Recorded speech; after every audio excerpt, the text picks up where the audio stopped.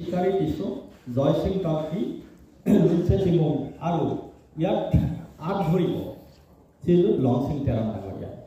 এইখন এখন গুৰুত্বপূৰ্ণ আলোচনা সত্ৰ বুলি পেলাই আমি হ'ব বুলি ভাবিছোঁ আৰু ইয়ে নতুন দিক নিৰ্দেশনা দিব আৰু ইয়াৰ বিষয়টো হৈছে কাৰ্বি ভাষা সাহিত্য উন্নয়নৰ কাৰণে কি কি ব্যৱস্থা ল'ব পাৰি তাৰ ওপৰত কাৰ্বি ভাষাতে এই আমাৰ আলোচনা সত্ৰখন আয়োজিত হ'ব।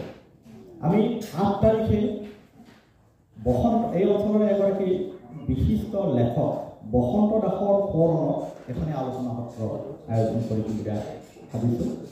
এই আলোচনা সত্ৰখিনিখন 1 বজাত হ'ব 8 তাৰিখে আৰু এই আলোচনা সত্ৰখন সঞ্চালনা কৰিব বিশিষ্ট সাহিত্যিক দিলীপ চন্দন ডাঙৰীয়াই আৰু ইয়াত ভাগ ল'ব ডক্টৰ মনালিছা ৰথিপি, শ্ৰীযুতা গীতা হানচেপি, ডক্টৰ ইন্দ্ৰজিৎ বেলবৰুৱা আৰু শ্ৰীযুত ভৱেন কোচ ডাঙৰীয়াই।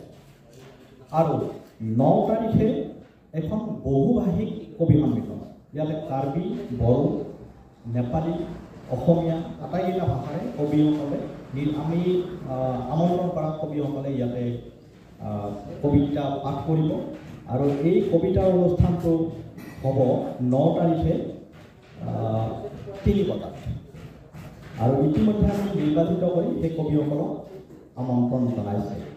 সচৰাচৰ দেখা যায় যে বহুত কবি সন্মিলন বুলি ক'লে বহুতে আহে।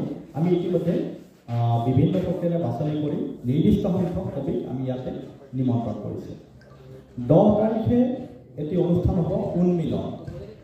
এই উন্মিলন অনুষ্ঠানটো হ'ব যুৱ লেখক আৰু আমি ইয়াতে বাকী কাৰ্বি আংলঙৰ বাহিৰৰ যুৱ লেখকক মতা নাই। আমি কাৰ্বি আংলং জিলাৰে যুৱ লেখকসকলৰ মাজত কিছু সংখ্যকক ইয়ালৈকে আমন্ত্ৰণ কৰিছোঁ আৰু এইটো অনুষ্ঠান আমি প্ৰতিখন গ্ৰন্থমেলাতে কৰোঁ আৰু সেই অঞ্চলৰ যুৱ লেখকসকলক উৎসাহিত কৰাৰ কাৰণে কৰোঁ। 11 তাৰিখে আমি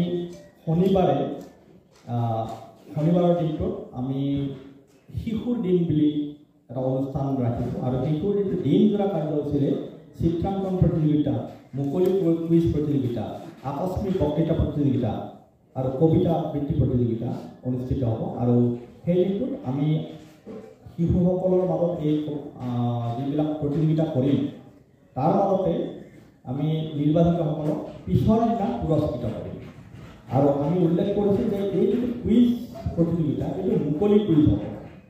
ইয়াত 50টা প্ৰশ্ন।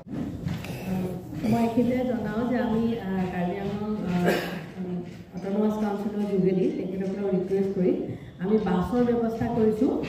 বৰ্তমান 3টা জেগাৰ পৰা আমি বাছৰ ব্যৱস্থা কৰিছোঁ।